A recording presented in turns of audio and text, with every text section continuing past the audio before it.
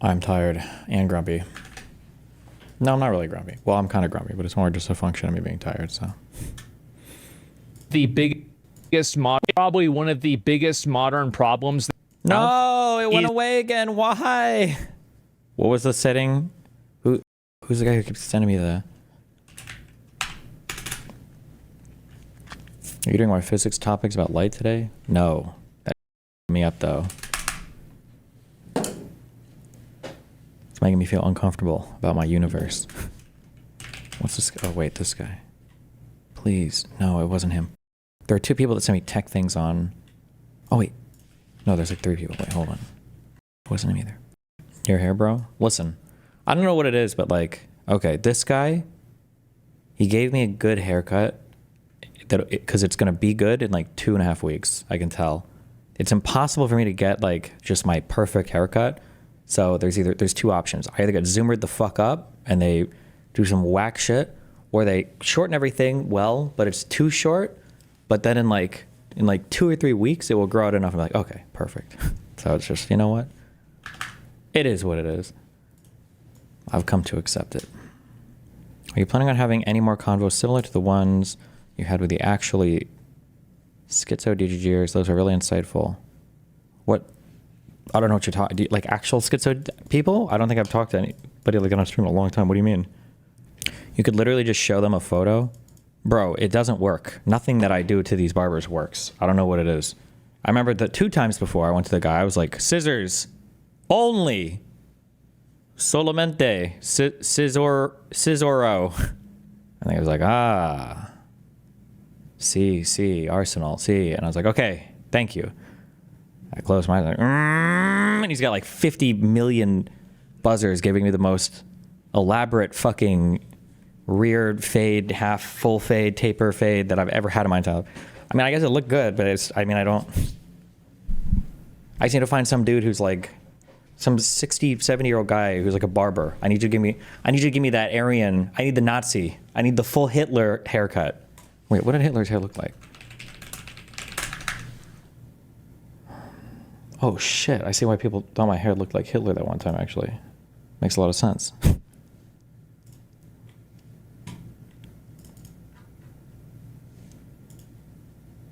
I feel like I've been doing my hair the same way my whole life. You like, what did my grandpa used to say? Taper the sides and shorten the top.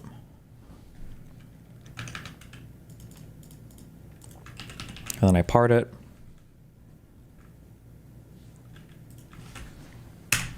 Elon Musk. This is your best haircut? Well, this is like my normal haircut, and then it grows out a little bit. Because my hair is like naturally curly. But now when it's short, you can't tell. And then when it gets too long, it's too long to curl. Damn, this guy's like pretty smart on like philosophy shit. In that 15-minute convo, I heard stuff that I never thought about before. What a guy. Why can't he do politics better? Or be more intentional? No, it's okay. I mean, everybody does everything. Damn, okay.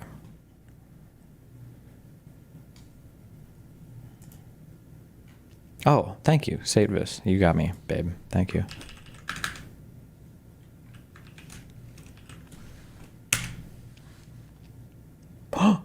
Oh no, it's enabled already. Wait, is it supposed to be disabled? Like Huff Daddy? I don't know if this is homophobic, but straight passing male salon workers always give me a good cut when I'm traveling. It is homophobic. And now you're banned. Biggest modern problems that we have is that the You look funny when you have the headset so far forward. I don't actually need it, and it's kind of gamer coded to wear it. Like I have speakers, and I think that my setup and everything works such that I don't think there's like a big bleed or anything. Basically, like people's performative empathy Like ends up creating. But it feels, I've streamed so long that it, like, this feels very weird to hear myself talk without hearing myself talk. Do you know what I mean? I feel like I need the... Oh, okay, there we go. I feel like I need to hear my voice.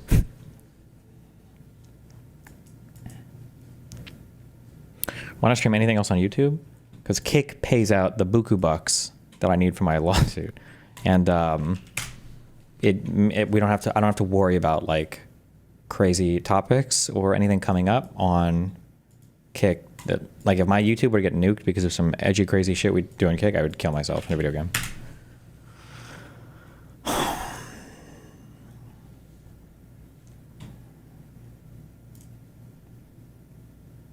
The problem with this is that this is so much work to maintain. I don't actually know how hard this is to maintain. Is your voice on playback? Yeah, you can hear it in my, what do you call it, a monitor?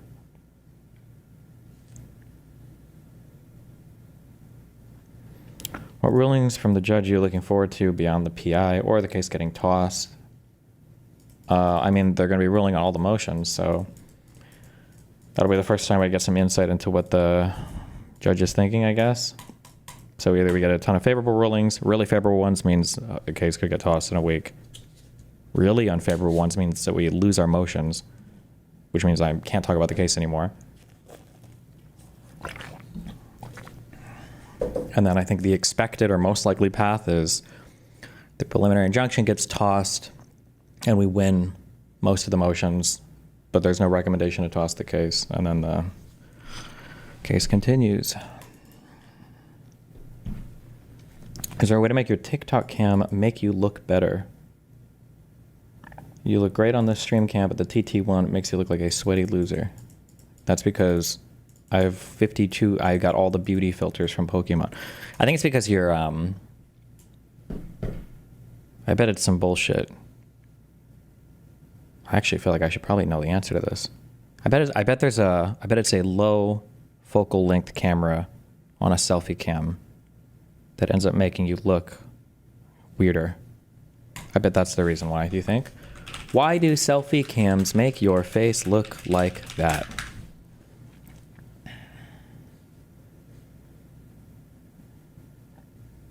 Oh, it is, yeah.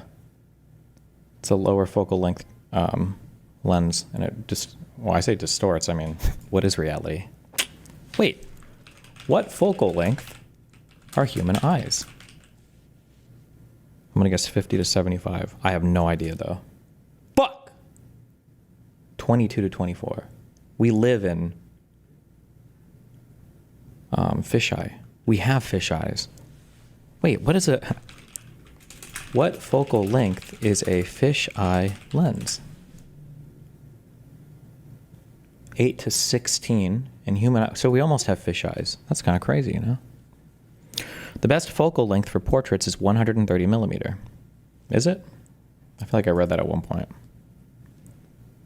Damn, I don't even think I have a huge zoom lens. And I think it only goes up to 100. Oh, no, wait, don't I have a 200 we used to do the outdoor shot? I should theoretically be able to take my own headshots downstairs. So I have like real picture. Oh no, because I need to buy a camera for photography. Those Blackmagics, these don't take good, I don't even know if you can take pictures. What's the minimum time span that you would take another MDMA between things? Probably 2 to 3 weeks, I don't know. So a bunch of people have a whole bunch of crazy arbitrary rules, like 3 months or whatever, but I don't think there's any research to back it up. I think like 2-ish weeks is about how much it takes for your receptors to reset from like mushrooms and LSD and all that shit, so I probably guesstimated there. But I don't think I've ever really done it more than once every month or two at the most. The camera you're using for stream is a decent photography camera. The Blackmagic 6K. Are you sure? I tried to look up taking pictures on this and everybody basically said get a different camera.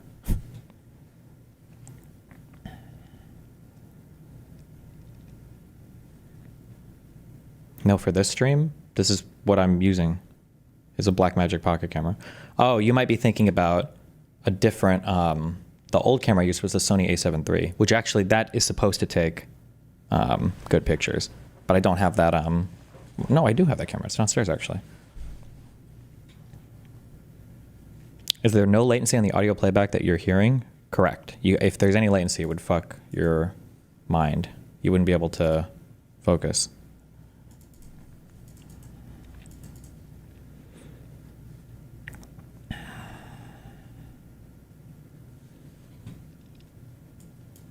probably one of the biggest modern problems that we have is that the basically like people's performative empathy ends up creating problems for other people instead of the people that they're being empathetic towards. So they're basically trying to make themselves feel good by helping one group of people, but in the process of that, they're hurting another group of people instead. So I view it as like concentric circles. And so obviously it's good to have empathy for everyone, but Any chance you do it the night of the 12th or 13th? Wait, do what? you should prioritize people in your country first. And so whenever you make a decision based off of those concentric circles that we all know to be true, like, you know, you'd be more likely to make a decision in the best interest of your parent. Your photo quality will be more influenced by high quality lenses rather than camera body in normal conditions. I mean, that might be true generally, sure.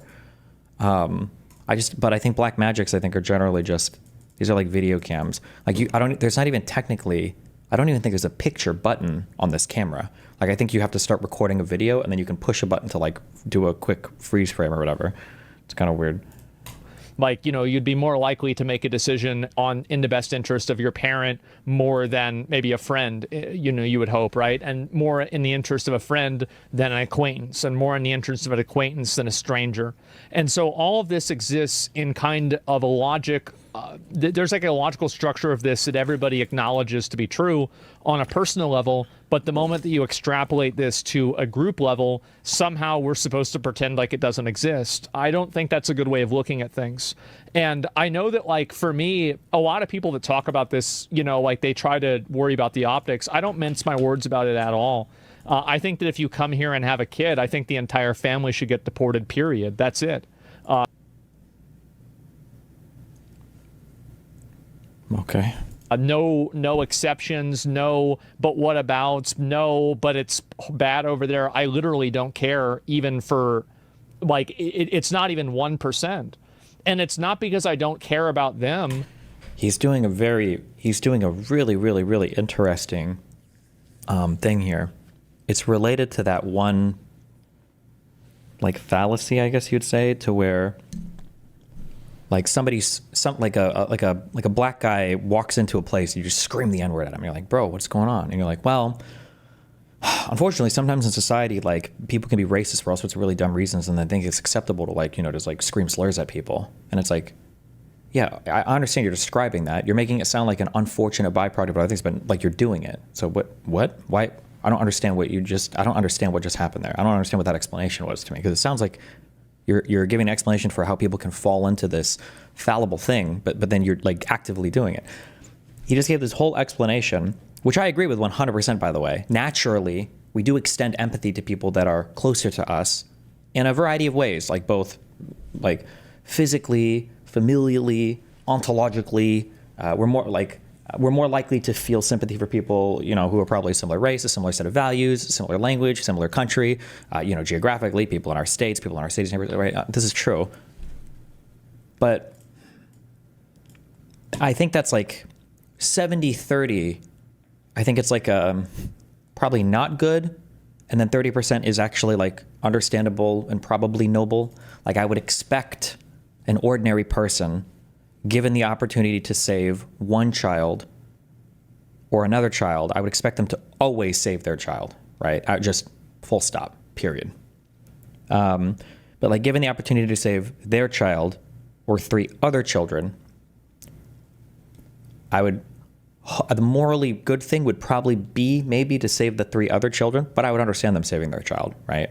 But it's like an understandable fault or something. I don't know what you call it, a fault. I don't know how you would describe that. So Asmongold lays out this whole set of circles of how we care about people. We extend empathy more to people that are close to us. Descriptively, this is true.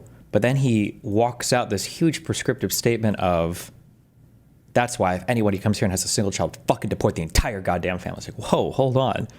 You're describing this not like it's a descriptive reality, but like this is like the morally righteous way to function in society. That's a little bit fucked up, right? It's like saying, it would be the equivalent of saying, it's very easy for us to empathize with people around us, it's very easy for us not to think or consider, the well-being in people who are far from us. This is what makes slave labor such an easy thing to tolerate when it's in other countries, because the slavery is not right around us. And that's why I make sure that whenever I buy stuff made by slave labor, it's always from a country that I'll never visit. And that way I never have to look at them. So I can just buy all the slave-produced goods possible, but I don't have to actually look at them ever. So it's okay. It's like, wait. It sounded like you were describing that as like a kind of like a bad thing, like a bad human moral intuition or something. But now it sounds like you're actually saying it's like you're telling people that it's a way to live.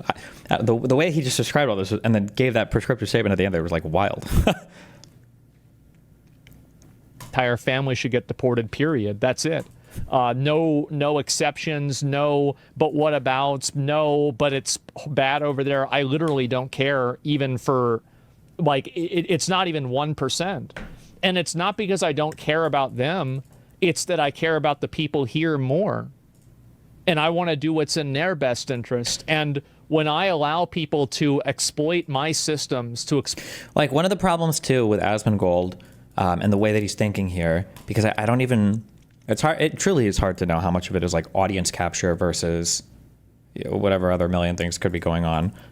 But like Asmongold's thought process here, we would say is valid, but maybe not sound, right? Assuming the premises of his argument are true here. I mean, his conclusion is correct. If it was the case that people were coming to the country, stealing from us, making the whole place worse off, destroying our labor markets, making everything fucked, destroying the culture and everything, then I can actually, the conclusion kind of logically follows. Yeah, you should just deport literally all of them, of course.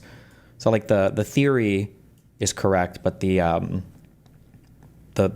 factual foundation of a lot of the things are just not right, which is, I think, one of the more frustrating things sometimes. But then the issue is when you push them on the facts, they seem unwilling or unable to engage, which makes you think, well, hold on, maybe there's more at work here than what you're saying. I don't know. exploit my country, to take advantage of it at the expense of other people.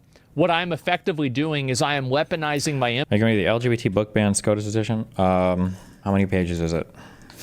empathy to make myself feel good at the expense of people who should be, my countrymen. And I think that's the wrong perspective to have. 135, I'm good. I think it's very unfair. And a lot of people, this is a big problem with leadership. It's a big problem with decision making. And this is why anytime somebody is a huge asshole, I'm usually a big fan of them, because I think to myself, maybe we'll finally have somebody who's willing to do what it takes. Because a lot of times there are, like in life, there are a lot of trolley problems where you're choosing a lesser evil or a greater evil. And the people who are afraid of that end up allowing both evils to happen. Or they end up choosing the greater evil, but because the lesser evil is more immediate. Trump just sucks at all of this. This is just what I don't understand about people that support Trump. Imagine, this is what Trump is like, okay? Trump is a guy named Hibbler, okay? You're in a country, you think Jews fucked your country over, they ruined everything, and finally, you get a brave, strong, anti-Semitic Nazi leader, Hibbler. And Hibbler comes out and he's like, we're going to deal with these fucking Jews, okay? We're going to round them up, we're going to fucking deal with them. And then Hibbler sends in the German whatever and does all these raids and all this shit. And after 5 years of death camps, Hibbler has killed like 2,000 Jews. And it's like, bro, come on. We got our brown shirts on and we beat the shit out of liberals and communists for this? 2,000 Jews? Seriously? Seriously?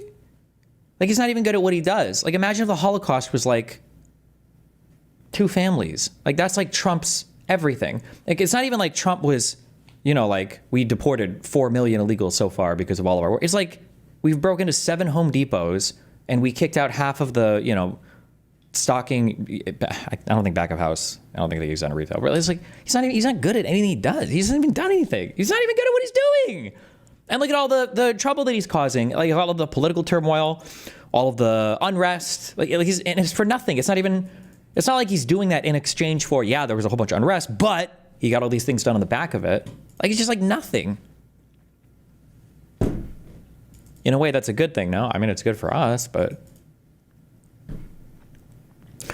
when you talk to MAGA who attack what you use for news sources, notice how all of them just repeat Trump verbatim. You ought to call that out. It seems like it seems to be their entire space. Yeah, I don't know if it's just that the particular TikTok debate space that I've kind of like I'm starting to jump into a little bit, or if all of the TikTok debate space is like this.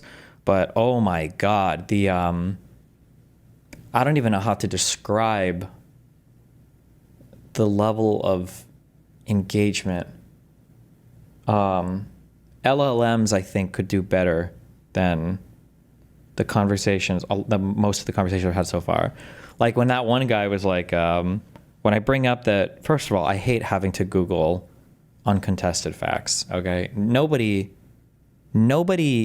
reasonable is saying that Ukraine and Russia, have stopped fighting. That's like not even a contended fact, right? And then for that guy to be like, well, they're still, Russia still bombing Ukraine, give me a source. It's like, okay, fuck it. And then I don't know if this is on stream, if it was on my screen or not, but I just like Google like Ukraine, Russia, attack. I think I just Googled this and I clicked news. I'm like, okay, well, here's the first thing from Politico.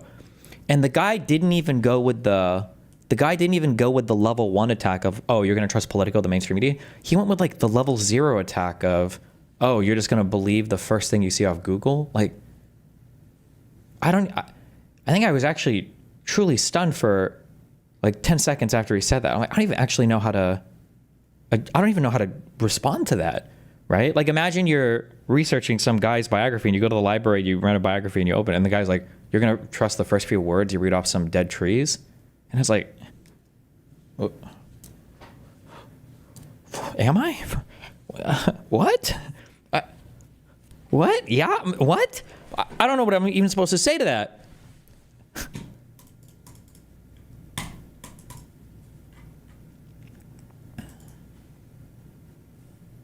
Oh, and then the guy didn't understand, like, there's like a categorical difference between, what would this even be under? What do I have to study? Some philosophy bullshit, probably. There's a categorical difference between statements of fact and, and opinions. I don't need philosophy to know that. Because I was like, well, Politico here is reporting these facts, the news about, 17 Ukrainians died. And the guy's like, oh, well, let's say Politico published an article saying Trump was the best president. Would you believe that? And I was like, well, that's an opinion piece. And it's like, well, isn't it their opinion that 17 people died? And it's like, I mean, strictly speaking, I guess, yeah, but it's not really the same thing. We're not really talking about the same. I don't even know how to respond to this. Wait, well, hold on, Jesus. Oh, my God. And it's like,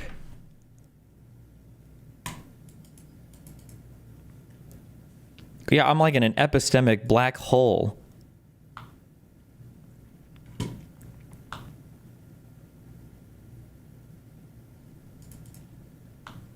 And then the,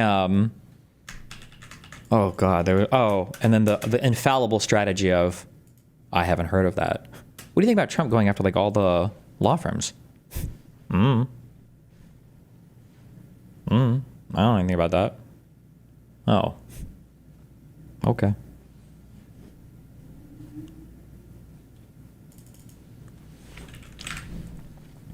Wouldn't it be technically Politico's opinion on reporting that, though? It's not like they're just using no sources, yeah. But it's a different type of.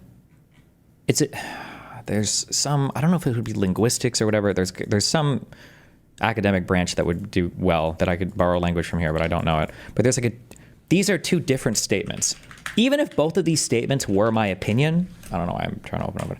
Saying that I think 7 people died is a different kind of statement than I think jazz is the best genre of music.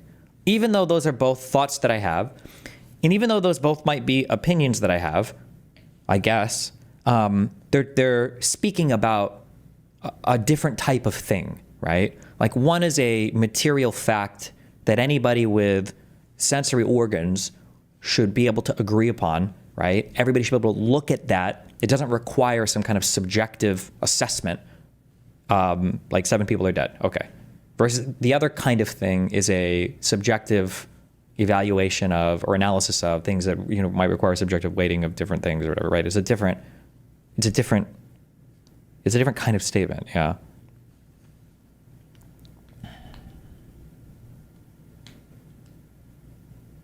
Oh, Asron, you're actually correct. That's what I should be saying. When I present something and they haven't heard of it, I should just say, oh, okay, well, let's say this was true. Now that I'm telling you this, if it was the case that Donald Trump did these things, don't you think that would be bad? And then see what they say there, yeah. I love Destiny asking your source, what's your source? My intuition. Yeah, but it sounds like you're laughing, but this is truly how a lot of these people function. It's how my mom functions. Whenever we would debate, and even now, like she'll circle back to like, Stevie, I know what I saw. I know what I saw. I know what I saw. And what they saw was 24/7 wall-to-wall coverage of right-wing propaganda. And that is what they say. And it truly is their reality.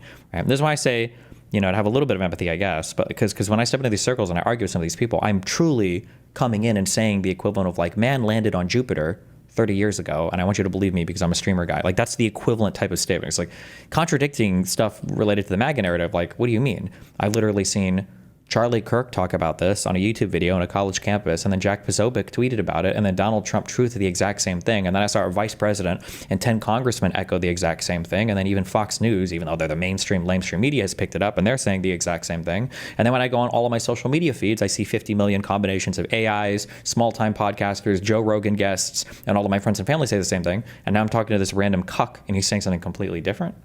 Who the fuck are you, right? That's the level of reality divergence is insane. How do you dismantle a constellation like that?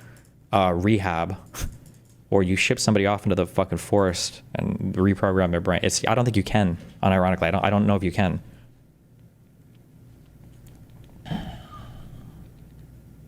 Oh Jesus. Oh.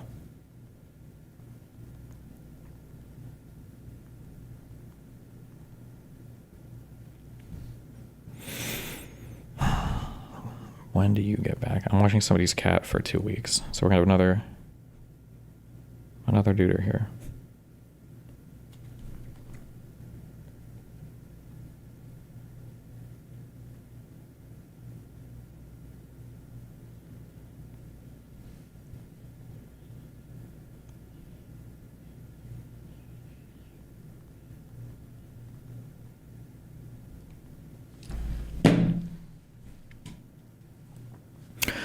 I won't believe there are formal terms to describe the two different propositions you described, but I would say that one proposition is about mind-independent facts, whereas the other is about mind-dependent facts.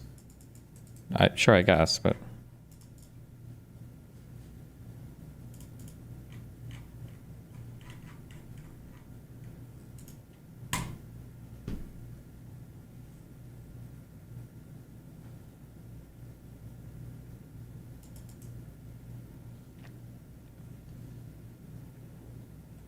The example of the 7 people who have died is still subjective, as the evaluation requires mediation via your mind. You cannot actually prove 7 people are dead, as you cannot exist independent of your mind. That's a good one, bro.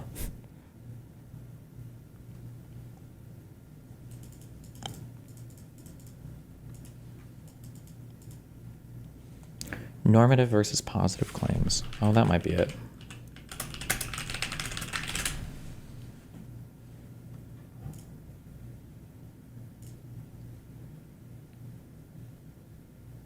Pizza! Pearson.com. Who the fuck are you? So now we'll be dealing with a bit more of a psychological concept. Okay. The difference between positive statements and normative statements. Okay. Let's start with positive statements. Positive statements make a claim about how the world is, right? Okay. Here we're dealing with what I like to call facts. And a quick word of warning, even though I use the word facts, they don't necessarily have to be true to be a positive statement. It's more how it's phrased.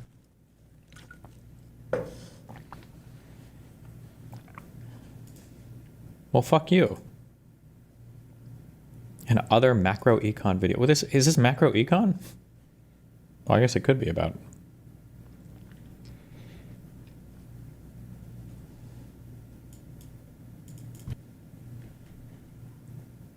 Kara Castanova from Lindell TV. Now that you're in. Can't deny Dean learned the pizza debate tactics from him. Oh my god, dude. This statement. Oh my god. I want to jump back to the pizza for a second, because obviously it reads as disrespectful, but I actually think that this tactic, and I don't think it's a tactic people should use in debate. Oh, the comic books! Sorry, that's mean. but it's very effective actually, because what he's doing essentially by eating the pizza, Michael is making a very intricate point, and he's got this Are we doing the psychoanalysis now? I'm pretty sure I just wanted to eat. wonderful, beautiful radio voice. Like I can hear that voice coming from like WBAI, or PBS or something. And Destiny is there eating the pizza while his opponent is speaking, and so you're sitting there trying to pay attention to what Michael's saying, but your eyes are being drawn, and suddenly you're looking at the pizza and you're wondering about Destiny, and you're missing points. Dude, these jokes write themselves. I don't even know what to say. Thank you, Hassan. Your mind is drawn to the pizza. To eat. This wonderful, beautiful radio voice. Like I can hear that voice coming from like WBAI, or PBS or something. And Destiny is there eating the pizza while his opponent is speaking, and so you're sitting there trying to pay attention to what Michael's saying, but your eyes are being drawn, and suddenly you're looking at the pizza and you're wondering about Destiny, and you're missing points.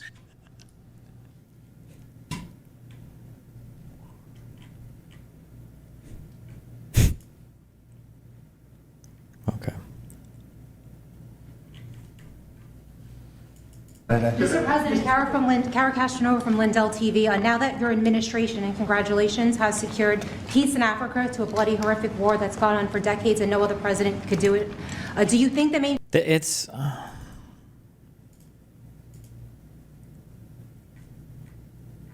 I can't believe this is my country right now. I don't care that it's my country. I can't believe that half the people in this country can't see how unbelievably fucking pathetic that question is. I can't, like, this is what they've done. The Lindell TV part isn't even the worst part of that statement. Just, like, listen to how they've packed these media rooms now. Like, listen how they've packed these media rooms now. Mr. President, Kara Castronova from Lindell TV. Now that your administration, and congratulations, has secured peace in Africa to a bloody, horrific war that's gone on for decades and no other president could do it, do you think that We have peace in Africa? Is that going to be like the peace in the Middle East we got? mainstream media will finally... I'm telling you. But you're right. No other president could do it. They tried, and they didn't even try. I don't think. Like, I don't even think Putin or any of the dictators. This is like North Korea tier propaganda shit, or the type of North Korea propaganda they say exists. I don't know. I don't even know if North Korea propaganda is displayed. No, they do, right? Because they say that the guy is like the god, and he can like golf perfectly and fucking jump off mountains and shit and all that, right? Like, it's just 1984. No, it's not 1984. None of those propaganda models are this blatant.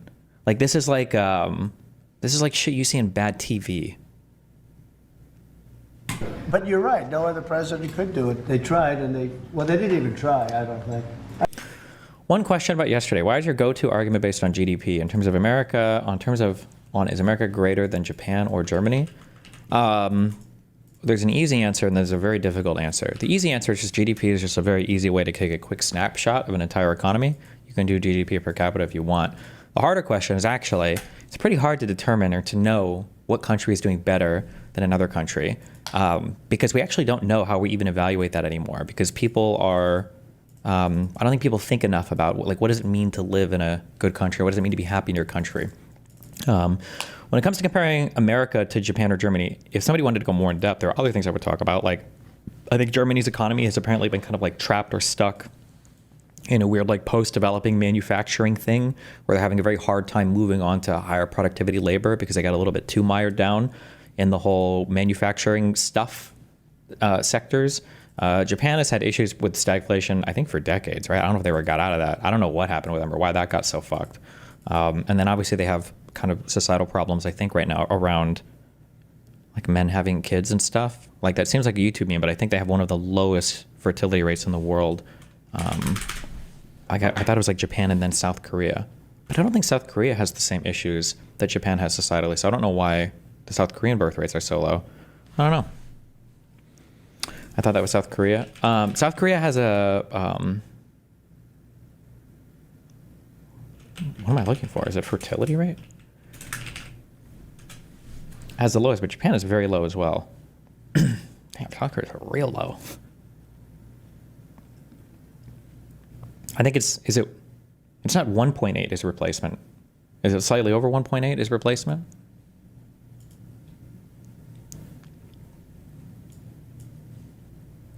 Oh, 2.1.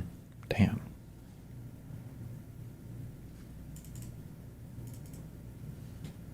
Japan has been in recession since the 90s, technically.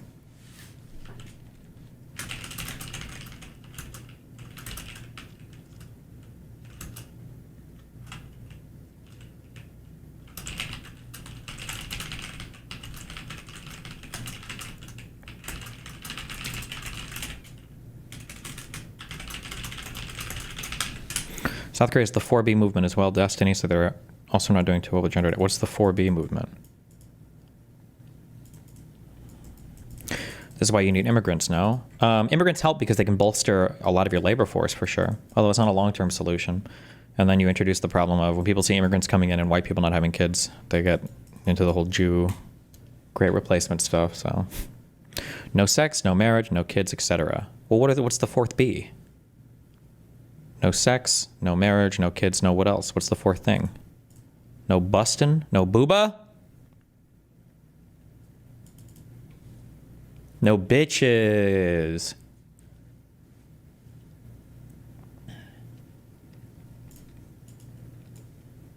Four B movement, or Four No's, is a radical feminist movement that originated in South Korea. The name refers to its defining 4 tenets, which all start with a Korean language term, bai, roughly meaning no. Its proponents do not date men, marry men, have sex with men, or have children with men. Damn.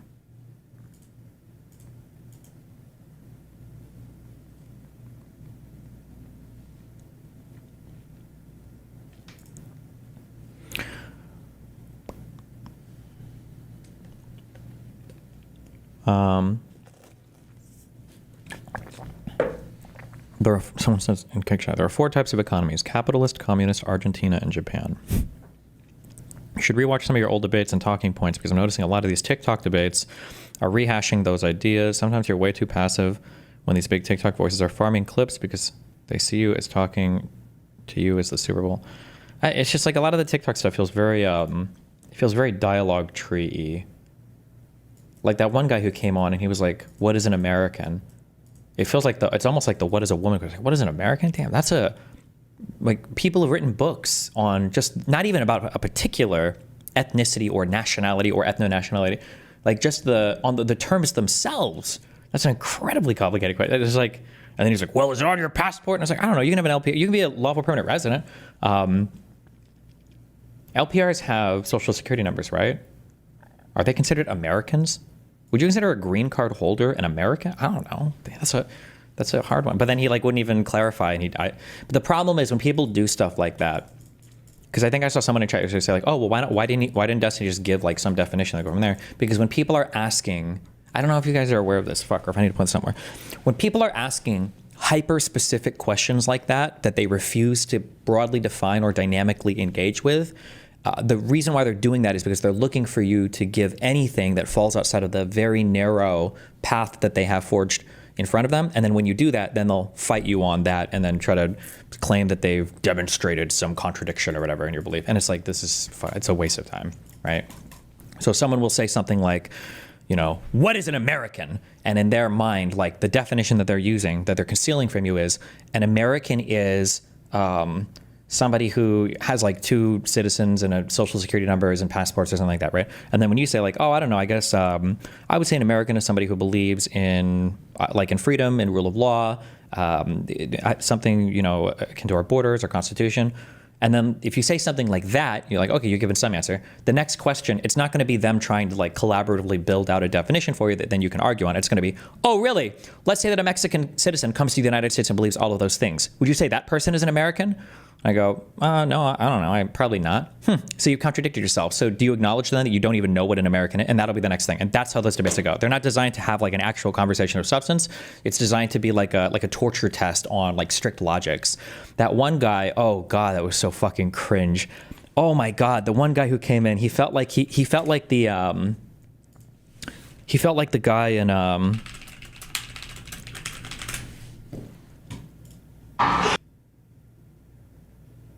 this guy. Of course, then, huh? Yeah. The guy was like, can you format your argument for abortion in the form of a syllogism? And then can you demonstrate an inference? And it's like, no, I don't do formal logics, okay? didn't take any classes on it. Like, what are we doing? Like, they're not. And I noticed it for like, it seemed like half the TikTok convos were not quite as bad as that guy. Holy shit. But like very much dialogue tree-y, static direction thing. Like, ugh, Jesus.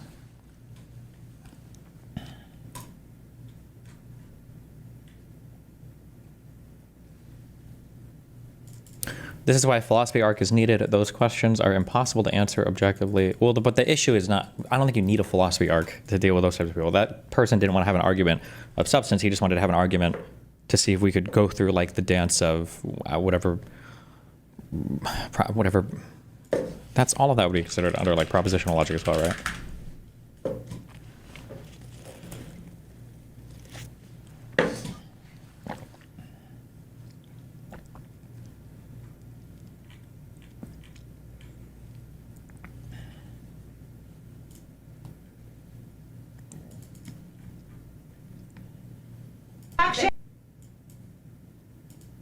I didn't even finish this. God, what a dick rider question. No other president could do it. They tried, and they didn't even try. Oh, yeah, wait, fuck, that one guy just... Ardano Pitt. Anytime somebody says I'm doing an internal critique, that person, I think if you haven't picked up on this, they're instantaneously not worth talking to. This is a person who exclusively does not want to address any of the substance of anything, and they just want to try to see if they can trip you up by demonstrating some imperfect statement you've made. That is probably the epitome of cringe debate or argumentation, is that I'm just here to perform an internal critique. I actually don't think they tried. Do you think Biden tried? He didn't know he was alive. Do you think the mainstream media will finally give you credit where credit is due? No, the media will never give me credit, but the people give me credit. That's why I'm here. The people didn't give me. That's why we're here in a landslide. We got all 7 states. We won the popular vote. So the media won't give me credit, but the people give me credit. That's more important to me. You're going to go down as a peacemaker. You're also going to go down with the president who had 0 border crossings in May. You secured the border. Oh my more close God. than anybody's ever done. But I don't know if you know this. You're on track right now to have the lowest murder rate in history in this country. And I think a lot largely go to the fact we closed down the border. If you want to comment on that, you might go down as the lowest murder rate in U.S. history. Yeah, I saw that the other day, and it's an honor. I mean, and that's really even better because, we've taken a lot of illegals into the country through the Biden. Good one. I suppose people are disproportionately clout / attention seeking and more ideologically captured on TikTok. It's not that. It's just a style of conversation that's super AIDS and cancerous. It might have to do with how those spaces are controlled, though. It might have to do with how the spaces are controlled to where people are screaming over each other. They're bringing in people. They're just trying to get like owns and stuff. I spent hours editing the Modus Ponens wiki page like an actual dweeb. Then he whipped it out and I wanted to fucking die. Oh, I don't even know what Modus Ponens. What is that? Like the if a then... I don't know this shit. Someday, after we finish all of our books and macro econ course.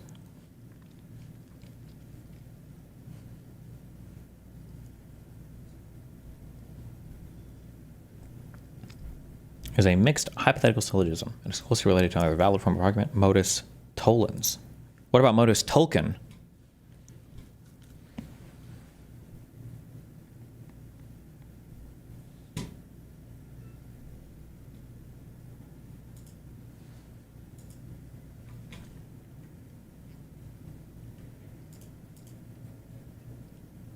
On the 2020 election, is there any more information on the special prosecutor? So many Americans still have questions about the 2020 election. And speaking of rogue judges, would you consider appointing somebody at DOJ maybe to investigate the judges that allowed for the political persecution of you, your family, and your supporters during the Biden administration?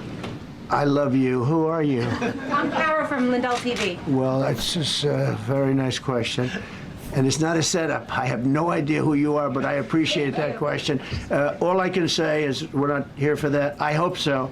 I hope they're doing a thing because that election was rigged and stolen, and we can't allow that to happen. A lot of people tell me, sir, you just won the greatest election in the history of our country. You won at numbers that won all 7 swing states, won. There were so many things which demonstrated that he had no fucking idea what deduction was or how to use it. The majority of syllogisms are modus ponens is beyond retarded, and the use of deduction for this argument is stupid too. Oh yeah, I don't know. Listen, I'm gonna be honest.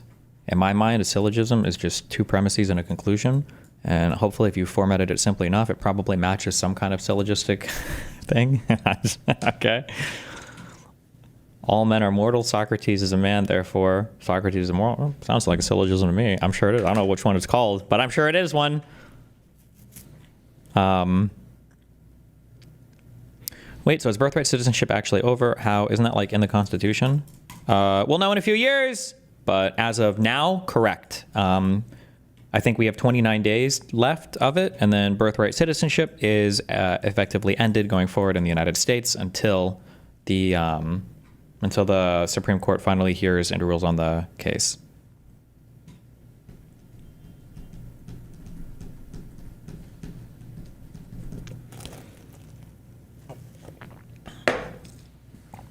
I've seen a lot on Arab media that Ahmed al-Shara, previously Mohammed al-Jolani, de facto leader of Syria, is considering recognizing Israel and joining the Abraham Accords via negotiation with Trump.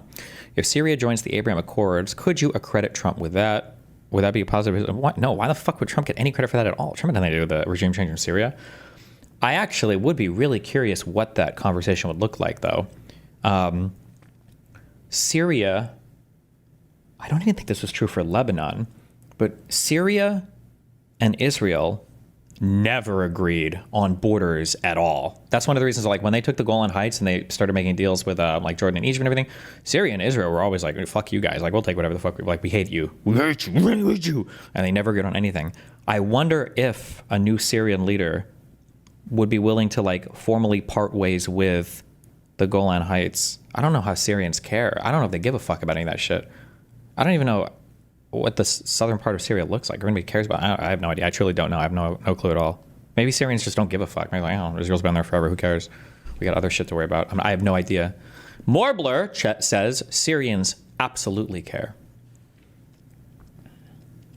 Does the ruling mean that they can stop the order in individual states, or is it null across the board? Right now, the only people who are protected are people who have brought cases to the Supreme Court, or people who have sued and who have been granted a temporary protection against the government. However, I don't believe that any of the states have been granted that yet.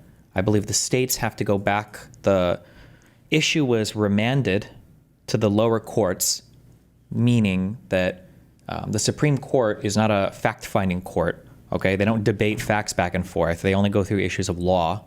So the issue was remanded back to the lower court for the courts, for the litigants to fight over. The issue for the states is, I believe, kind of state assert third-party standing for the people in the state, I think. That was one of the issues they had to fight about. Although I believe also the states themselves were saying that we ourselves are harmed by this. So that's why they needed the nationwide injunction. But I don't know. We'll see. I mean, it's remanded to the lower courts. They'll fight over it, and then we'll see where we go from there. Yeah. So the president can basically violate the Constitution. There's no way to stop it until the Supreme Court gets around to ruling on it.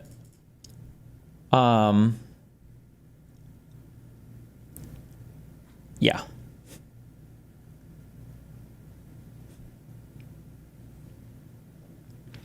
My Israeli friend said a part of the reason for the occupation of that region was for the protection of the Druze or something. Have you heard of this meme? I always thought that was just for strategic value. Yeah, no, I don't think that's true. I think that they occupied those hills because aren't those hills? I don't know if I'm mixing this up with another part of, like, south of Lebanon or whatever. Aren't those hills like a fucking nightmare to fight in? Was it during the 6-Day War, or was it Yom Kippur? Where, like, rolling, like, there's a ton of, like, hills and mountains, and people could, like, build tunnels and fight and shoot, and it's just like a horrible, like, strategic area to try to roll through and fight through. So they're just occupying the whole area. It just makes it easier because then all of that shit is behind you, and you have the high ground at the top. They can't, like, artillery shell your shit and everything. It's the highest mountains on both Syria and Lebanon, very strategic position to push for it. Yeah, I think that I think that they, I mean, maybe they can say protecting the Druze. I don't think Israel necessarily cares about the Druze, but.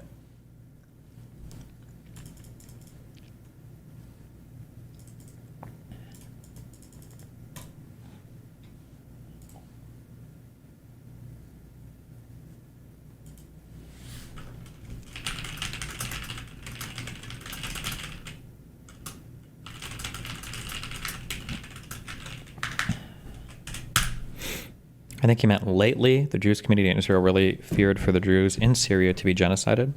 Oh, lately? Oh, sure.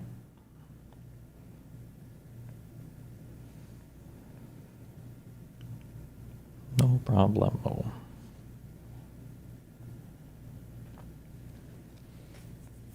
Never heard of the Greater Israel Project? Yeah, we call it the Greater Middle East. One day, Israel will own all of it. And then there'll be space for all of us, not just the Jews, but the Jew lovers, to move and live there under ownership of by our Jewish gods.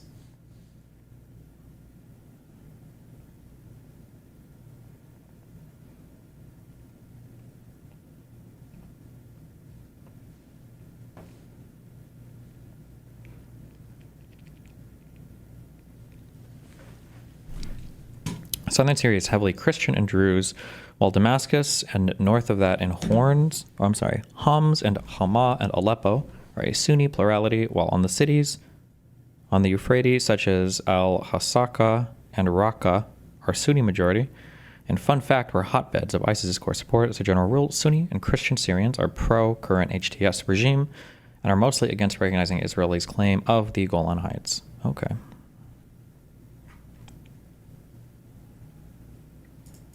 Thoughts on Dan Vague posting about Pisco? What did you Vague post?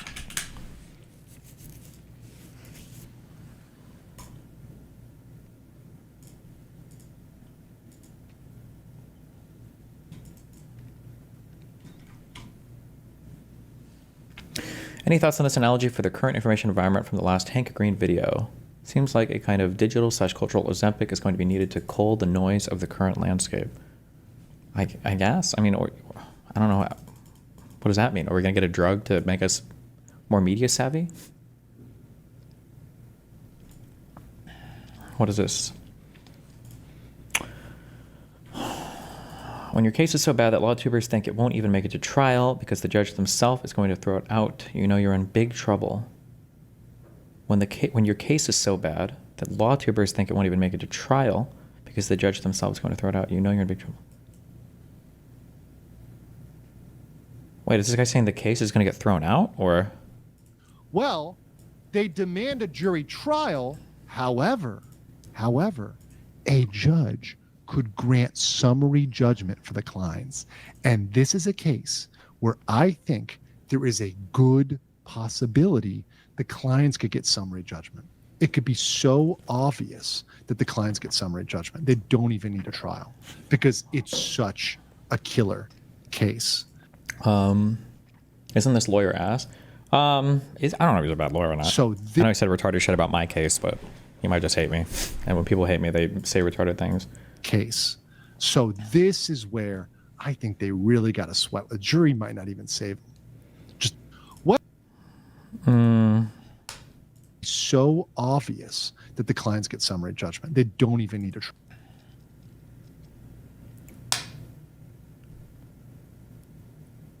So, okay, so quick memes. When somebody is sued, okay, what happens is a complaint is filed, okay, and a complaint will say something like, this guy is an asshole, okay? So, fuck A, okay? A did X, Y, and Z. And therefore, as a result, right, he did these things. These are the facts. And so I'm suing him because of Q. This, like, we'll call it a law, I guess. Some civil cause of action, okay? Once a case is filed, you can put whatever you want in this complaint, okay? So fuck A, he did X, Y, Z, and I'm citing because of, like, civil cause of action Q, all right? Now, at this point, I think there's probably more you can do. I don't know all the civil procedure rules, but at this point you have a response, and generally your response is going to be something like, "I didn't do X, Y, and Z." Is it this sign? I don't fucking know. I didn't do this. Or I did do this, but there's a reason why, right? Your affirmative defense or something, right? if somebody now, and this is the pleading stage. This is like your opening stage of a lawsuit. Okay. If somebody were to say, okay, fuck A, all right, he did X, Y, and Z because of civil cause of action Q.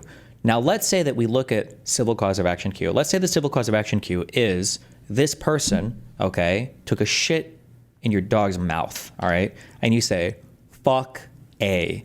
This guy wastes all of his toilet paper, has diarrhea all the time, and he pissed all over my fucking flowers, okay? Because of what's listed, because of what I'm allowed via, the civil cause of action Q, okay, fuck him. Well, one thing that you could do, okay, on the pleading stage is you could immediately you file a motion to dismiss, okay? Holy fuck, I can't fucking do this. A motion to dismiss, okay? What a motion to dismiss must do is it must assume all of the facts in the complaint are true. You cannot contest a fact. There's no factual evaluation, and you don't care, you don't give a fuck about what the respondent has said, the defendant has said about the case. All you do is you basically look at the complaint and you go, okay, well, do the facts stated in the complaint satisfy the civil cause of action Q? Well, you said that he has diarrhea all the time. You said he wastes a lot of toilet paper. You said that he pissed all over your garden. But civil cause of action Q, you didn't actually meet the elements of this. So if this guy were to file a motion to dismiss, this wouldn't survive the pleading stage. It would be dismissed for failure to state a claim because you didn't allege in your fact pattern anything that would satisfy the cause of action Q, right? So this is for a motion to dismiss, all right? Ideally, if you're not retarded, everything should survive a motion to dismiss. If your case gets dismissed on a motion to dismiss, you're probably retarded, or likely retarded, or you're definitely retarded, because it means that you couldn't write you literally can make shit up for a complaint if you want. You can write whatever the fuck you want. You should never lose on a motion to dismiss, okay? Past this, you're going to do a whole bunch of other retarded shit. Past the pleading stage, we have discovery, you do, interrogatories, requests for subpoenas, all this bullshit. Blah, blah, blah, blah. At the end of your discovery phase, now you have something called summary judgment, okay? So a motion for summary judgment, this is not ex parte. This is not one side. You don't assume everything here is a fact, okay? You're allowed, as a judge, I believe, I don't know where the strict standard is, but you can take like a gentle look at what has the respondent said and what has come out in the discovery phase about what's going on here, right? So let's say, for instance, let's say that fuck A, let's say that, they said all these things about diarrhea, toilet paper, whatever. Let's say, my best friend saw him shit in the dog's mouth. She saw him. Well, let's say that as part of discovery, okay? Let's say that as part of discovery. Let's say that I am able to get a record of their text messages, and I get a text message where the guy says to the friend, hey, I need you to lie about this, please, so that I get this case to survive, right? Well, the judge will look at that and go, okay, well, this fact is probably not true. I can see you lied here. Like, this is going to be summary judgment, means that I'm going to declare the respondent the winner of this case here, right? Or let's say that you have a deposition of the friend, and let's say that the friend says, yeah, I saw you shit in that dog's mouth. And let's say you're like, okay, well, didn't that dog die on July 12th? And you're like, yeah. So what? You said I shit in the mouth when? I saw it on July 10th. And you're like, okay, well, here are my tickets to Japan. And here's like 400 videos of me riding the anime roller coasters. Like, I wasn't even here for 2 weeks or whatever. It's like, oh, shit. And then the guy's like, okay, well, maybe I didn't see you there. Okay, sure, fine, I didn't actually see you there. Whatever, you got me. Okay, yeah, maybe it was somebody else or whatever, right? The factual grounds might be so weak now when you consider what's come out in discovery that a judge could go, okay, well, this is bullshit. So summary judgment for the defense, right? Or let's say that the defense, is saying, okay, I did shit in your dog's mouth. However, your dog was a pit bull, and I hate pit bulls, and I think pit bulls kill children, and I think that they're child murderers. So yeah, I shit in the dog's mouth. So what are you going to do about it? Well, the judge will look at that and go, okay, well, this is not an affirmative defense. There's not a special carve out for murdering pit bulls via shit in mouth. So summary judgment for the plaintiff. Like, you lose. You're not even stating a real defense here. Legally, you have no defense at all. I'm not just going to throw you in front of a jury and let you see if you can, see what happens. It's a matter of law. You've lost the case, right? to survive the summary judgment phase, what you need to have is a material dispute in fact, meaning that both sides are contesting some fact or set of facts, because judges are generally not supposed to do a fact evaluation. So for instance, let's say that you have 3 witnesses that you depose on 3 witnesses that saw the defendant shit in the dog's mouth. And let's say the defendant says, I didn't shit in the dog's mouth. I wasn't there at all. Fuck you. You depose them. You go back and forth. They hold on to your testimony. Now, both sides will file for summary judgment, because you always do, because, fucking, why not? However, the judge will probably say, well, we've got 3 people who are contending that you did shit in the dog's mouth, and you say that you didn't. This is a material dispute in fact. That's not appropriate for me to decide in a summary judgment phase. We have to move on to a trial, right? A trial is where both sides are now putting their credibility on the line, and they're telling what they feel is the most convincing story possible, with character witnesses and with evidence to demonstrate their story. And then it's up to some, third party to look at that and go, well, who do I believe more? Who's more credible? Who's presented better evidence? Who do I trust more? And that could be either a judge in the case of a bench trial, or a jury in the case of a jury trial.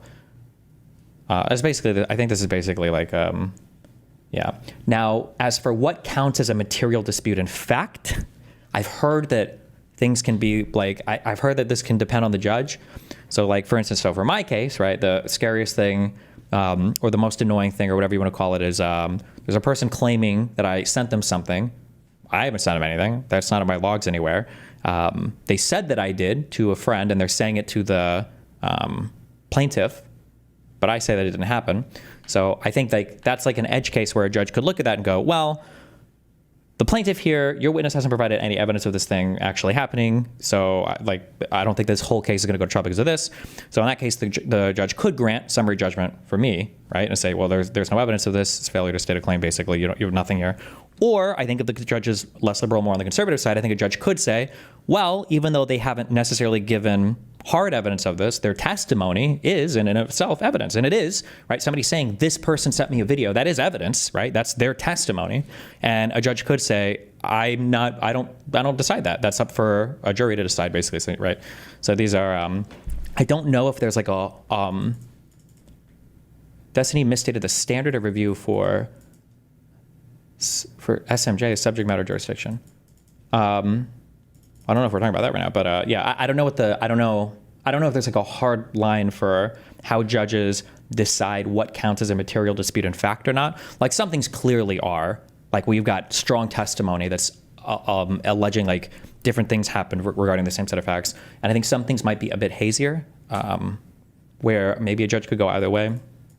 SMJ equals summary judgment, sorry. Oh, what is the standard of review? Can you explain that for me, or can you link me a Westlaw or something? I'm curious.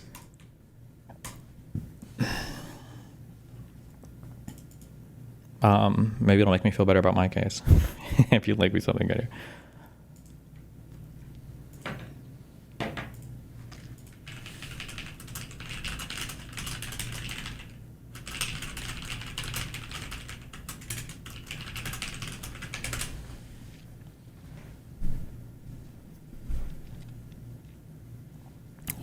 Okay, I'm gonna be honest.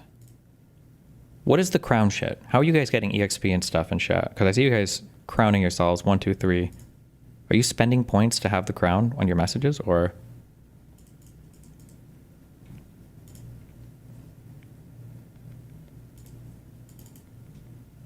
It's just to view the facts in the light most beneficial to the non-movement.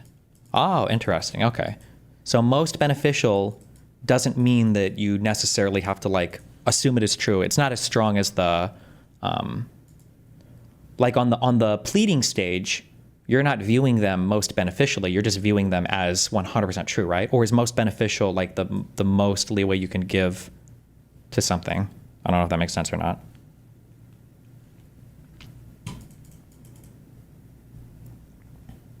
No one knows how XP works. Correct?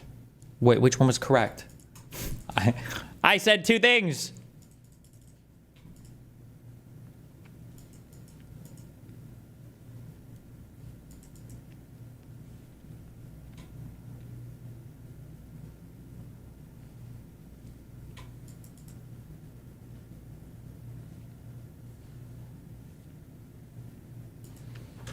Okay, sorry. So all that to say, And this is a case where I think there is a good possibility the clients could get summary judgment. I don't know when it comes to doing affirmative defenses like fair use. I don't know if that's considered a legal dispute or if that's considered a factual dispute. I have no idea. Is fair use usually decided on summary judgment or by a jury? I actually have no idea. Judges are characterizing factual issues. Oh wait, there's a opinion piece. Constitutional conflicts in deciding fair use on summary judgment. Issues of fair use in copyright are today decided as pure issues of law. Ah. Let's see, that's why we look shit up before we make strong statements. Good job. Okay. Ooh. Okay, so if I understand that to be true, if the writer here is correct, that means that this will almost certainly be decided in the summary judgment stage, right? Because there's not going to be any material dispute in fact here. Everything is fucking public. All the videos are online. So this is basically just going to be a debate between you and another party with the judge moderating, and the judge is almost certainly going to be wait, summary judgment is a high bar to reach. Why are people doing SMJ for summary judgment? I thought SMJ was abbreviation for subject matter jurisdiction. Why do you guys keep doing that? Is a high bar to reach. LawTuber is Wilden? Wait, how is it a high bar to reach? Well, they demand a jury trial. However, a judge could grant summary judgment for the clients. And this is a case where I think there is a good possibility the clients could get summary judgment. It could be so obvious that the clients get summary judgment. They don't even need a trial because it's such a killer case. So this is where I think they really got to sweat. The jury might not even save. Yeah, like I don't even know if it's purely a debate about fair use. I don't even know if it ever would go to a jury trial. It's going to be, didn't Ethan ask for trial by jury in his document? No, I thought he asked for trial by combat. Yeah, I mean, I think you can either request a trial by jury or a trial by judge, but this summary judgment isn't even a trial by judge. It's deciding things before the trial phase, technically. Judges don't like granting summary judgment. It's easy to get overturned. I can come on and give a longer explanation, but judges generally don't like it. Really? I thought judges generally like it when they can do it because trials and everything are so time consuming. Like my guess is there's probably a lot more summary judgment awards than actual like goes to trial things, no? Would be my guess. Hold on a second.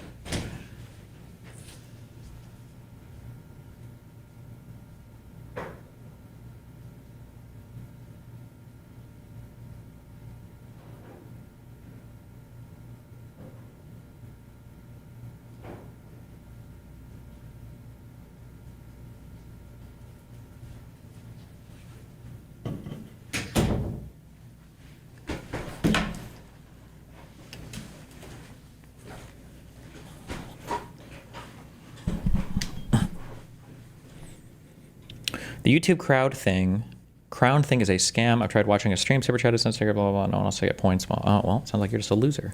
Huh. No, judges are really slow to grant MSJ, motion for summary judgment, because they get overturned a lot if granted. Oh, really?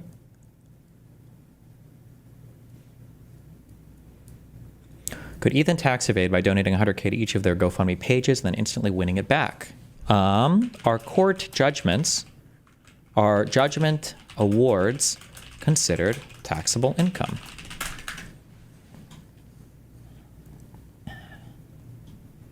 In most cases, judgment awards and lawsuit settlements are considered taxable income unless they fall under specific exemptions outlined by the Internal Revenue Code, particularly IRC Section 104. So no, that wouldn't work. Although maybe you could theoretically structure your income by donating to their legal fees and then getting a judgment over a period of years. Will this be like a very complicated annuity? This is retarded, don't do this.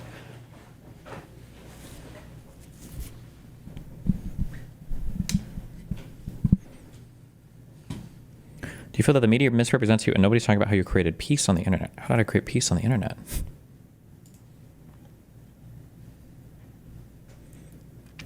The kid was claiming higher wages equals more production. McDonald's in Washington State isn't more productive than ones in New York. Actually, they might be. Now, remember, because in English, despite the fact that we have so many words,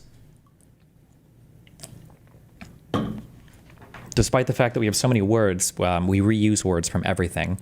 So productivity is defined as, like, I think it's like the dollar amount of stuff that you can make with an hour of labor. So if in one state a cheeseburger sells for 10 times the amount it sells in another state, if both employees are paid the same, I believe you would say that the one with the higher selling cheeseburger is a higher productivity worker. Productivity, some people, like, there's a lot of normative moral loading to productivity where people are like, productivity is how hard you work or how active the worker is, or, you know, all that bullshit. Productivity is just defined as like how much you can produce with an hour of labor, basically.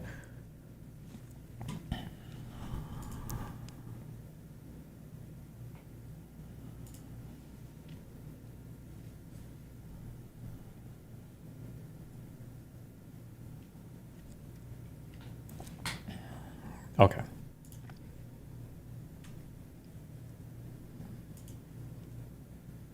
Damn.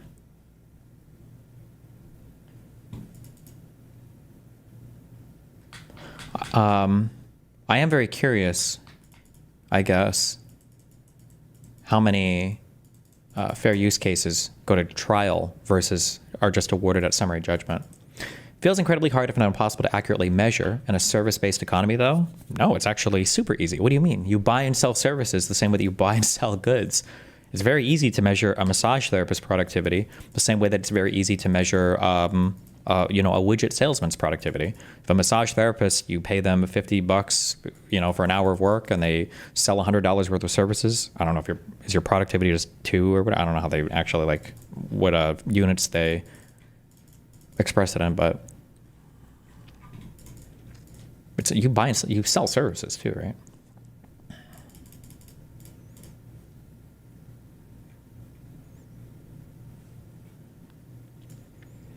Here you go. What is this?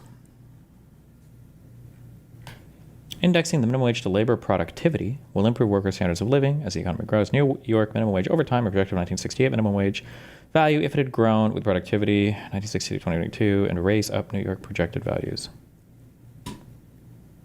Normal minimum wage. Upstate New York. Oh, nominal minimum wage, sorry. Okay.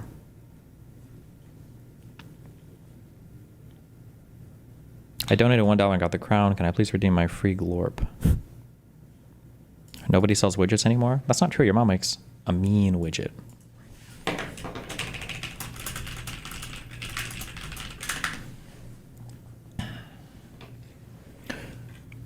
Okay, sorry. Jesus. So where were we? This was my beef with the former lawyer orbiter of DGG, by the way. Jesus Christ, Dan. Instead of a statement like this, which is shared by most lawyers, he instead wanted to focus on motivations. It's fine, I know what's going on. Sucking up to an audience, snark slash Hassan, but you instantly lose my respect. Okay, Jesus. And what was the response here? Hey, Dan, I found someone who was using weasel bullshit language about the strongest infringement case in the history of the world. Maybe you can add them instead of something like a little bitch. Now that does not mean Ethan Klein will ultimately prevail. Ethan Klein may very well lose this case. Now we've said, hey, doesn't look good for Hassan's orbiters. It's looking kind of bad for Hassan's orbiters. I think, in all fairness, the odds are on Ethan here, but they're never 100%. There's always a chance that your orbiters can prevail, whether individually in individual cases or separately. Maybe one of them prevails and the others don't, or maybe all of them prevail. It's possible. It's not 0% chance. Ethan is not 100% going to win.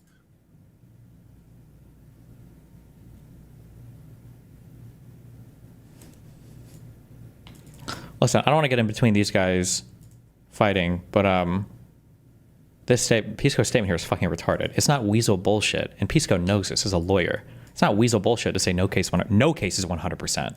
You could fucking Bro, you could kill your white wife and leave so much evidence behind and still theoretically have a jury let you off the hook. If you were a famous sports star. Like, I wouldn't even say legal mindset. I wouldn't even say he's hedging here. He's just giving this. It's just always is the fact of the matter is that nothing is 100%, right? Isn't he saying that because Dan accused him of doing weasel bullshit in the second picture? Probably not fair use. Is it even, I know information your strength, but I literally say multiple times in my post on my video that I agree that the videos are infringing. I say that it is probably not fair use and the complaint is likely not dismissible. Well, now that legal mindset is from the 3 clips I've seen of him, so maybe he's given a much different opinion of this. But legal mindset statements here make it seem like a 95 to 98% win. But like anything can happen, right? I mean, anything can happen. Even in front of a judge, anything can happen. Pisco is saying here, I literally say multiple times in my post in my video that I agree that the videos are infringing. I say that it is probably not fair use. That makes it sound like a 60% win, and that the complaint is likely not dismissible. That just means that the complaint would survive the pleading stage. That's nothing. Remember, you just have to be not retarded to survive the pleading stage. So the statement here is not even remotely comparable to the other one, I think. Probably not fair use is a correct statement. In my stream, I use stronger language. That said, there are plenty of examples, including bootlegging, which would be more clear-cut, not fair use, regardless of how safe it is. Yeah, Dan goes way too hard of like, I can't even possibly think of a single case where it would be more clear-cut. It's like there's a billion cases where it would be more clear-cut. The internet stuff is very weird and is in a very weird spot where there's just not, I don't think there's very many cases on it. There's not much case law. I just said the same thing. I would never say anything on the internet is like 100% clear-cut. It's the bullshit. The Matrix probably isn't real. You probably can't shapeshift into a dinosaur. The world probably isn't filled with a cheddar cheese molten core. This case deserves a stronger statement. They are fucked would suffice. Suffice. It's suffice, right? I always ask this. Unhinged. It's not a euphemism. It's a reflection of the inherent unpredictability of lawsuits, and fair use specifically, where all we go on really are case law analogies. Sorry if you were triggered. I didn't use your magic words though. I don't even think this. I mean, like Pisco's statements here aren't even generally the issue. I think the main weird thing is just how much he's like in the mud on Ethan's like motivations. I guess that's like the weird thing. I think, but.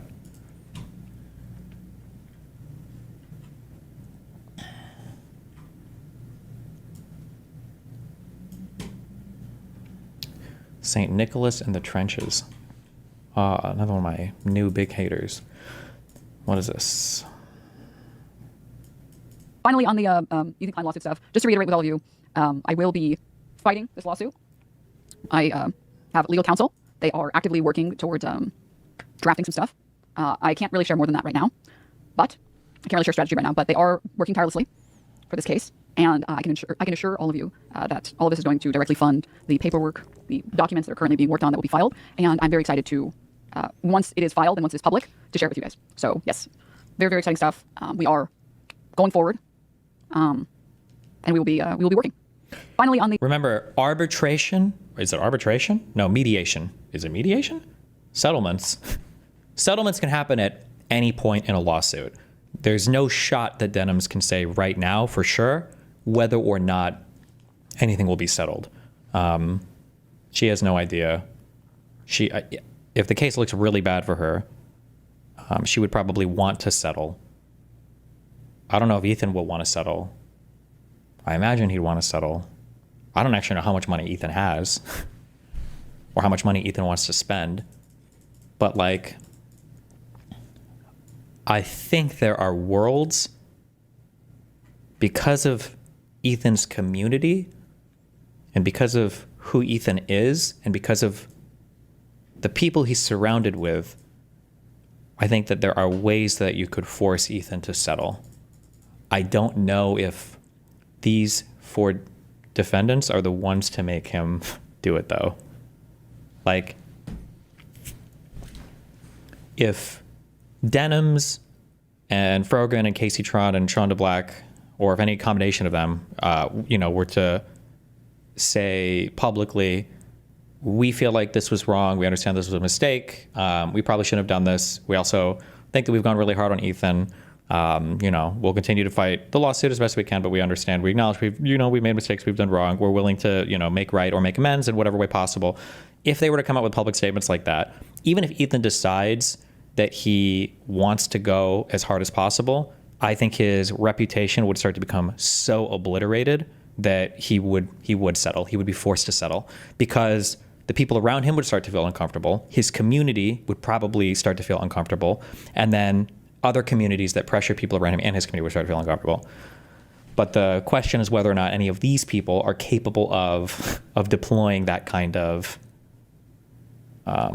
self-awareness and I don't know, I wouldn't call it manipulation, but yeah.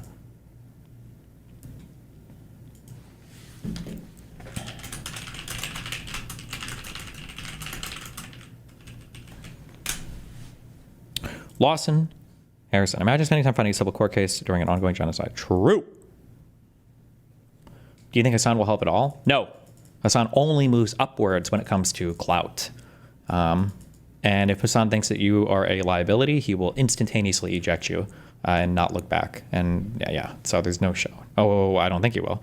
Unless, and before he said yesterday that he wouldn't. I haven't seen it yet, but I would be surprised if he did. You know what? Hey, if he does publicly help them and tries to fight or whatever, I would be impressed. Because in my mind, Hassan is very much like a Donald Trump figure. He will never take on a fight that isn't already 100% won and then, claim to be fighting on the side. Like, I don't think he did shit for that Mamdani guy. But then after he won the primary, now he's like, oh, bro, I'll be there. Yeah, I'm there, bro. Let's go. But like, where the fuck were you during the primary? The fuck? You literally, we're skipping flights to hang out with this dude. But now that he's won, now he's like, oh, bro. Yeah.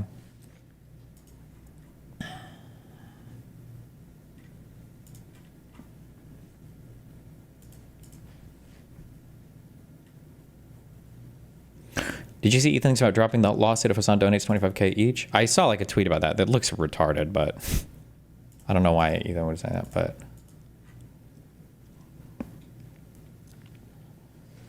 What would happen if your plaintiff wants to settle now or near the future? What if mine like wanted to completely fuck off or whatever? I don't even know. Those conversations would, they're not, their whole life is anchored on this lawsuit. So I seriously doubt they would. But it would have to be a conversation. What do you think of Ethan having asked Hassan multiple times to watch his video on stream? Would this somehow weaken his case a bit? Like arguing that it somehow implied invitation to other streamers to watch it as well? No.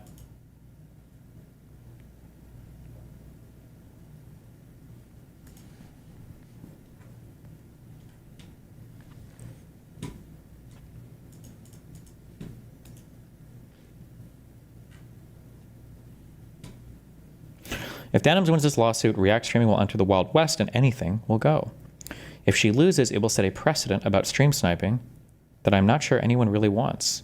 Stream sniping? What does this word even mean anymore?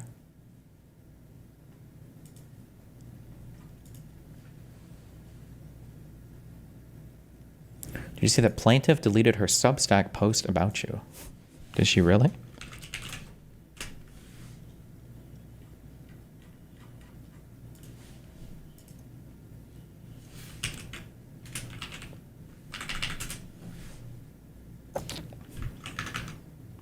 Uh-oh.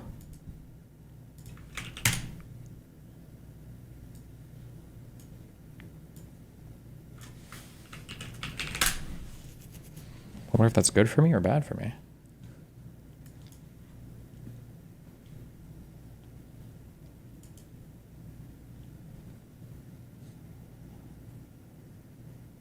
Yeah, I wonder if they're trying to do to get props for deleting it, but like it's been up for 6 months. Who knows?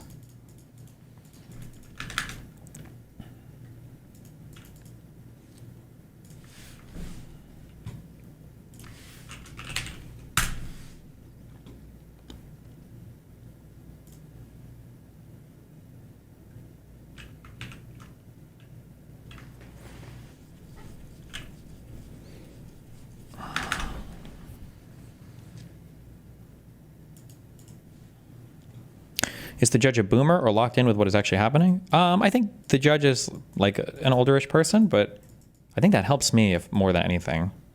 But I just want that. Oh, I just need that transcript. Hopefully this week we get it. Hopefully. I'm not sure that's true at all. If it's like, don't declare intent of malice, I can't really say much is lost. You really don't think this could have any negative consequences for fair use React content? I mean, aside from Denim saying, I'm trying to steal views from Ethan, her reaction was fairly good. Just to be clear, the person I responded to said, it will set a precedent about stream sniping, and I don't think that's an accurate statement to say with certainty. I think there are absolutely ways you can stream snipe someone and still pause the video to react. Well, why are we using stream snipe as a reaction now? The fuck? The law very likely does not draw a distinction there. Is that like your opinion, or are you reading this through the crystal ball and you've got the judge's ruling in hand? When I use the words very likely, do you think I intended to say certainly? I have the same amount of information. I think Pisco propagated this idea a lot, that it doesn't matter if you acted with malice. And that is true for the meeting the elements of copyright infringement, but the malicious part does matter when it comes to assessing statutory damages. Because if you did register it with the Library of Congress, if I have a correct reading of the law, the plain language of the law seems to imply that if the person knowingly violated the copyright, that the statutory damages go from a minimum of $200 to a maximum of $150,000. So that malice part was pretty important, I would say.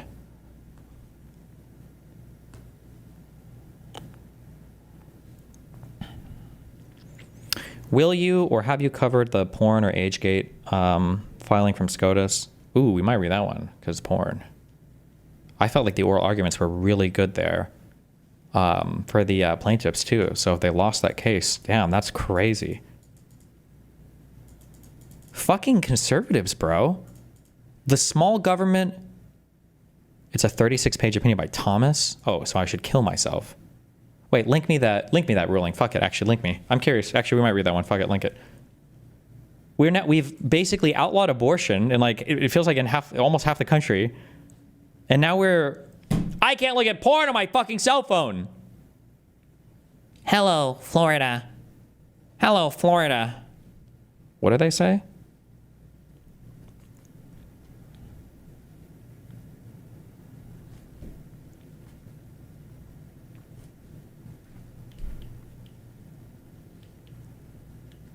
Hi, I'm Sherita Bell. As you may know, your elected officials have required us to verify your age before granting you access to our website. While safety and compliance are at the forefront of our mission, giving your ID card every time you want to visit an adult platform... What the fuck? How many states is this live in? It's like 6 or 7 states now, isn't it? Yeah, where's my small government land of the free? What the fuck? I thought they were just trying to ban porn in schools, not everywhere. What the fuck?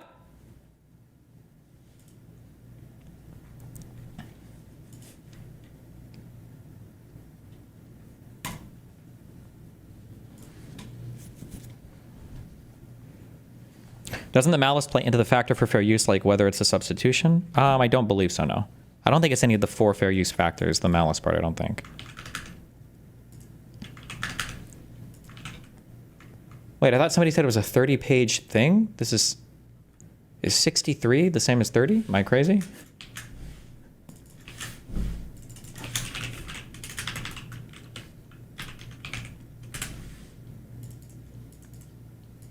Oh, Thomas's is 30. Well, who else is writing on this?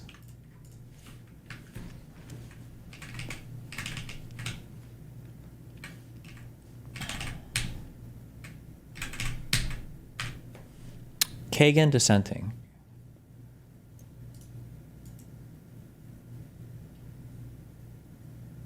Also, where the fuck is Ayla at? I remember her tweeting out, actually, a really good litmus test for freedom of speech in society is porn, because as long as porn is alive, people probably aren't going after freedom of speech too hard. Well, here we are.